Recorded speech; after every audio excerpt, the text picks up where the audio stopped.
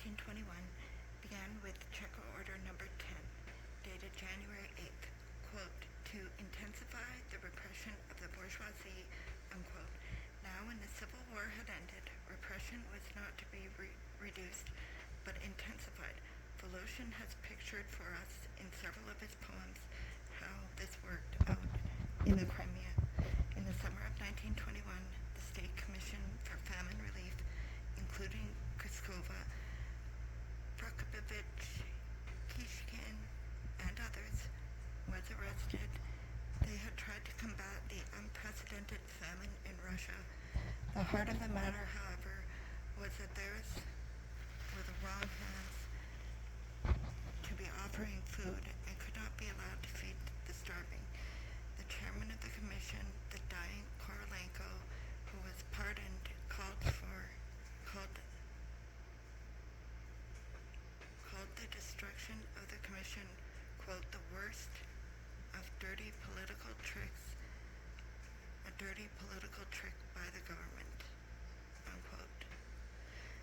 In that same year, the practice of arresting students began. For example, the group of Yevgenia Doyorenko in the Timir-Yezev Academy for, quote, criticism of the system, not in public, merely in conversation among themselves.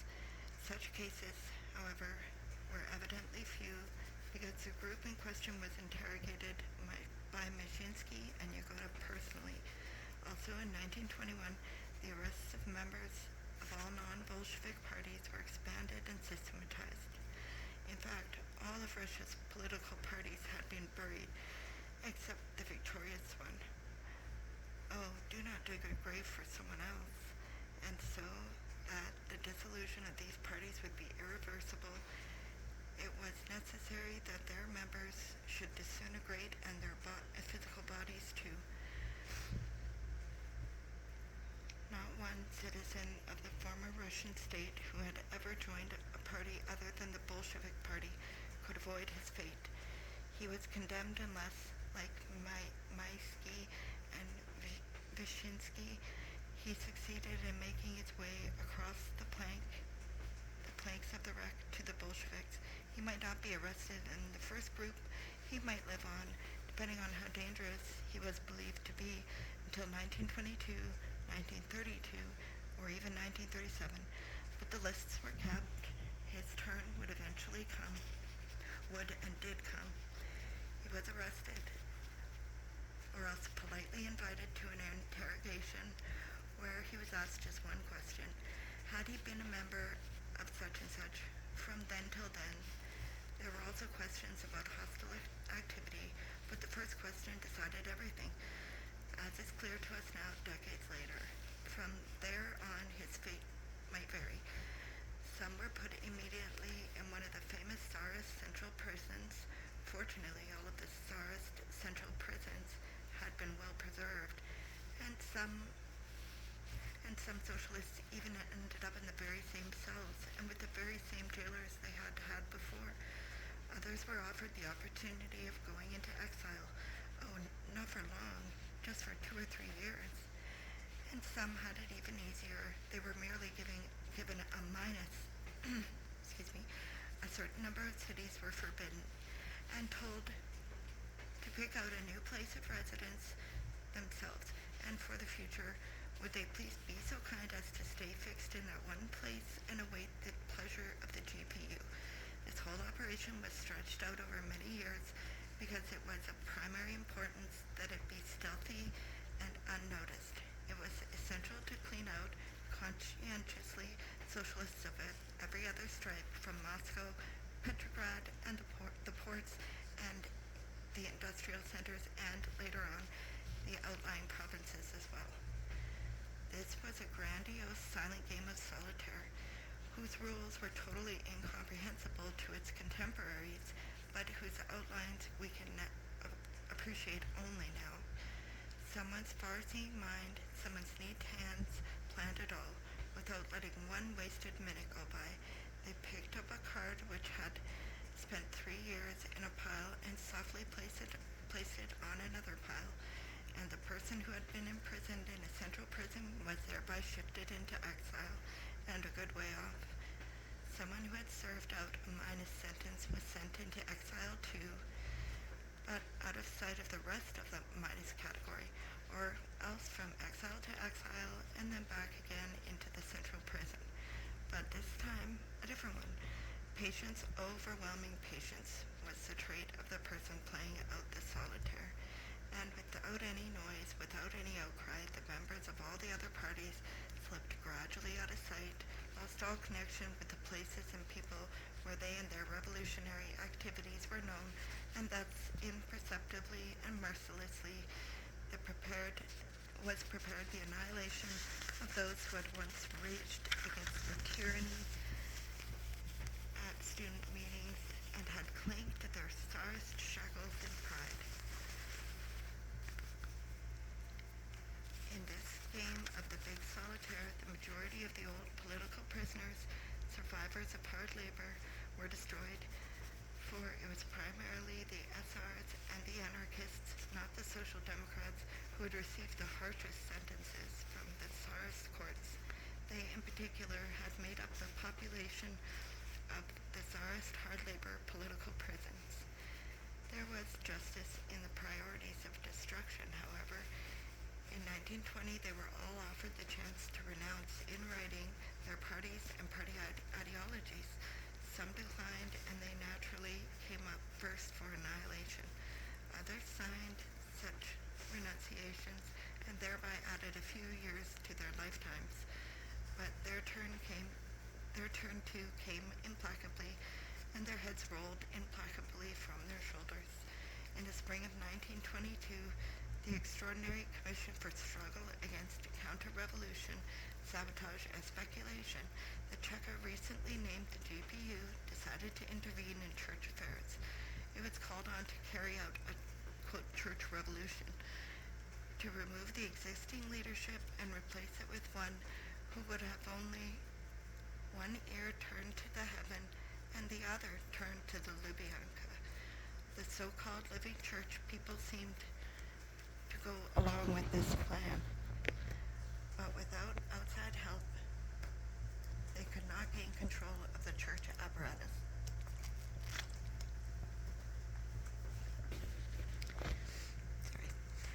For this reason, the Patriarch Tikhon was arrested, and 2 resounding trials were held, followed by the execution in Moscow of those who had publicized the Patriarch's appeal, and in Petrograd of the Metropolitan Veniamin, who had attempted to hinder the transfer of ecclesiastical power to the Living Church group. Here and there in the provincial centers, even further down in the administrative districts, metropolitans and bishops were arrested, and as always, in the wake of the big fish followed shoals of smaller fry. Archpriests, monks, and deacons. These arrests were not even reported in the press. They also arrested those who refused to swear to support the Living Church renewal movement. Men of religion were an inevitable part of every annual catch, and their silver locks gleamed in every cell and in every prisoner transport en route to the Solovetsky Islands. From the early 20s on, arrests were also made among groups of theosophists, mystics, and spiritualists. Count Palin's group used to keep official transcripts of its communications with the spirit world. Also, the religious societies and philosophers of the Berdyaev circle, the so-called Eastern Catholics followed of Vladimir Soloviev, were arrested and destroyed in passing, as was a group of A.I. Abrikosova, and of course ordinary Roman Catholics. Polish Catholic priests, etc., were arrested too as part of the normal course of events.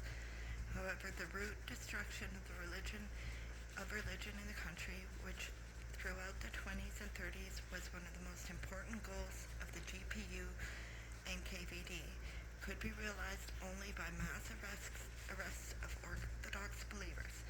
Monks and nuns whose black habits had been a distinctive feature of old Russian life were intensively rounded up on every hand, placed under arrest, and sent into exile. They arrested and sentenced active laymen. The circles kept getting bigger, and they raked in ordinary believers as well, old people, and particularly women, who were the most stubborn believers of all, and who, for many long years to come, would be called nuns in the in transit prisons and in camps. Sorry. True, they were supposedly being arrested and tried not for their actual faith, but for openly declaring their convictions and bringing up their children in the same spirit. As Tanya Kotkevich wrote, quote, "You can pray freely, you can pray freely, but just so God alone can hear." She received a 10-year sentence for these verses. A person convinced that he possessed spiritual truth was required to conceal it from his own children. In the 20s, the religious education of children was classified as a political crime under Article 5810 of the Code. In other words, counter-revolutionary propaganda. True, one was still permitted to renounce one's religion at the trial. It didn't happen often, but nonetheless did happen. The father would renounce his religion and remain at home to raise the children while the mother went to the Solovetsky Islands. Throughout all those years, women manifested great firmness in their faith. All persons convicted of religious activity received tenors, the longest term then given. In those years, particularly in 1927, in purging the big cities for the pure society that was coming into being, they sent prostitutes to the Solovetsky Islands along with the nuns. Those lovers of a sinful earthly life were given 3-year sentences under a more lenient article of the Code. The conditions in prisoner transports, in transit prisons, and on the Solovetsky Islands were not of a sort to hinder them from plying their merry trade among the administrators and the convoy guards. 3 years later, they would return with laden suitcases to the places they had come from. Religious prisoners, however, were prohibited from ever returning to their children and their home areas. As early as the early 20s, waves appeared that were purely national in character. At first not very large in proportion to the populations of their homelands, especially by Russian yardsticks. Musavatists from Azerbaijan, Dashnaks from Armenia, Georgian Mensheviks, Turkmenian Basmaki, who were resisting the establishment of Soviet power in Central Asia. The first Central Asian Soviets were Russian and make up by an overwhelming majority, and they were seen as outposts of Russian power. In 1926, the Zionist Society of Ch.2 was exiled into Ch.2 since it had failed to respond to the all-powerful upsurge of internationalism. Among subsequent generations, a picture has evolved of the 20s and some kind of holiday and totally unlimited freedom. In this book, we shall encounter people who viewed the 20s quite differently. The non-party students at this time sought, quote, autonomy for higher education institutions, unquote, the right to assembly, and the removal of the curriculum of excessive political indoctrination. Arrests were the answer. These were intensified during the holidays. For example, May 1st, 1924. In 1925,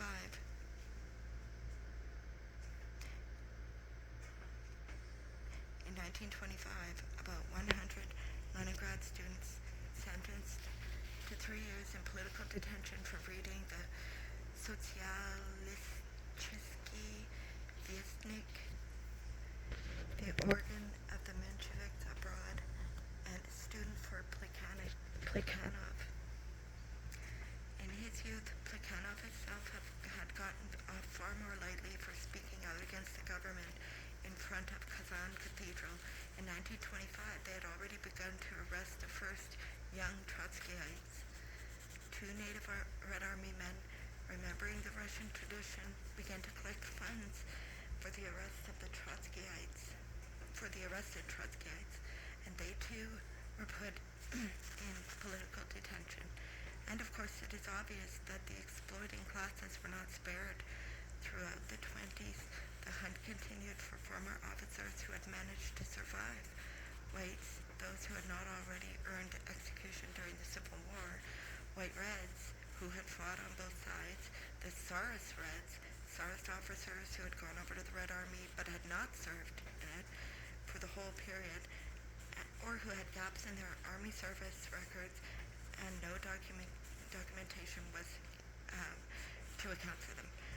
They were truly put through the mill because instead of being sentenced immediately, they too were put through the solitary game, endless verifications, limitations on the kind of work they could do, and on where they could live. They were taken into custody, released, taken into custody again, and only gradually did they proceed to the camps from which they did not return. However, sending these officers to the archipelago did not end the problem, but only set it in motion. After all, their mothers, wives, and children were still at liberty.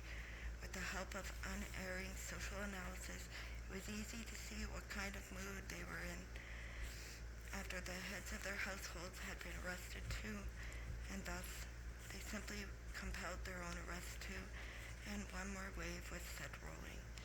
In the 20s, there was an amnesty for Cossacks who had taken part in the Civil War.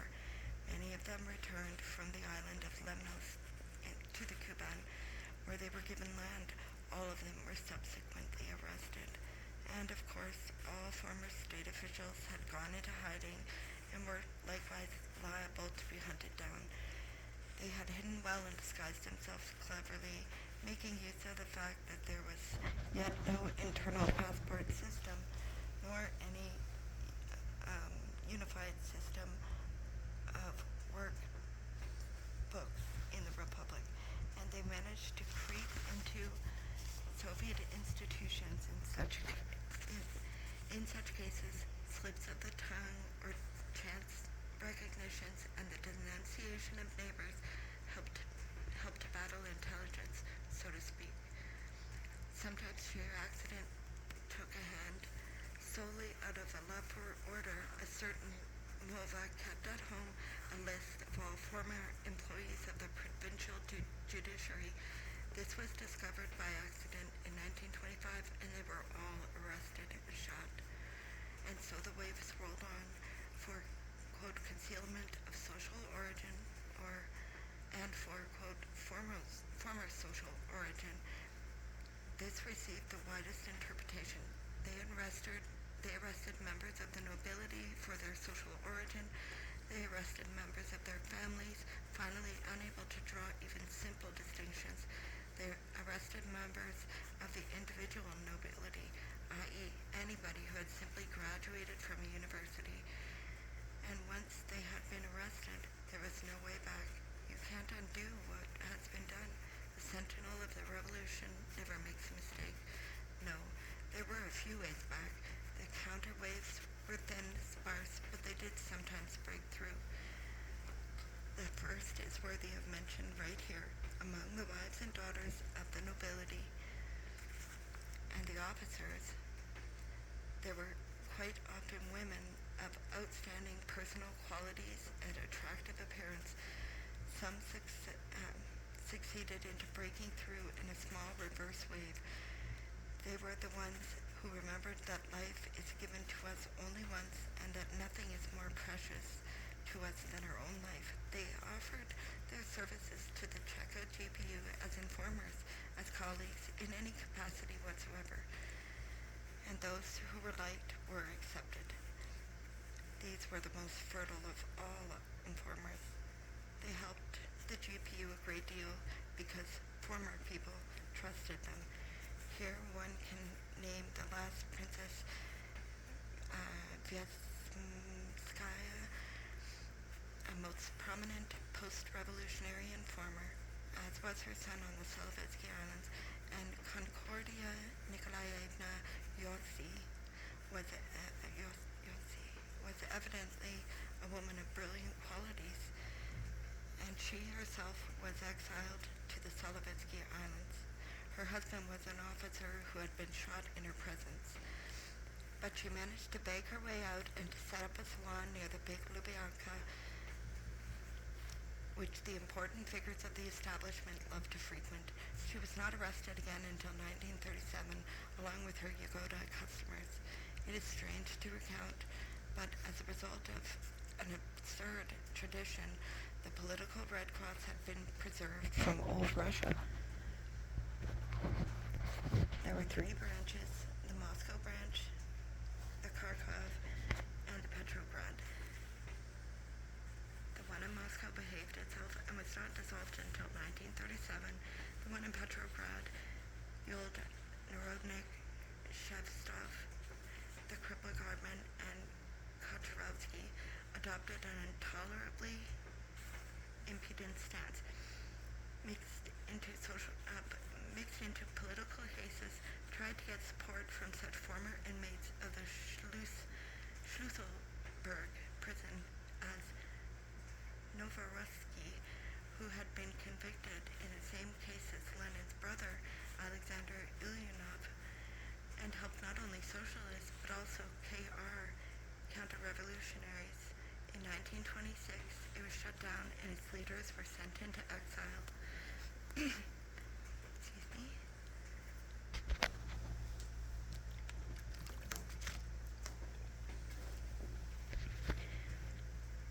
The years go by, and everything that has not been freshly recalled to us is wiped from our memory. In the dim distance, we see the year 1927 as a careless, well-fed year of the still untruncated NEP, New Economic Policy. But in fact, it was tense. It shuddered as newspaper headlines exploded, and it was considered at the time and portrayed to us then as the threshold of war for world revolution. The assassination of the Soviet ambassador in Warsaw, which filled whole columns of the papers in June, aroused Mayakovsky to dedicate 4 thunderous verses to the subject. But here's bad luck for you. Poland offered an apology. Voykov's lone assassin was arrested there, and so how and against whom was the poet's appeal to be directed? This is a poem. With cohesion, construction, grit, and repression, wring the neck of this gang-run riot. Okay. Who was to be repressed? Whose neck should be wrung? It was then that the so-called Voykov draft began, and as would happen when there were incidents of disturbance or tension, they arrested former people, anarchists, SRs, Mensheviks, and also the intelligentsia as such. Indeed, who else was there to arrest in the cities? Not the working class, but the old, quote, close to the cadets intelligentsia had already been through, thoroughly shaken up, starting in 1919. Had the time not come to shake up that part of the intelligentsia which imagined itself to be progressive, to give the students a once-over? Once again, Mayakovsky came to the rescue. Quote, think about the Komsomol for days and for weeks. Look over your ranks, watch them with care. Are all of them really Komsomols, or are they only pretending to be?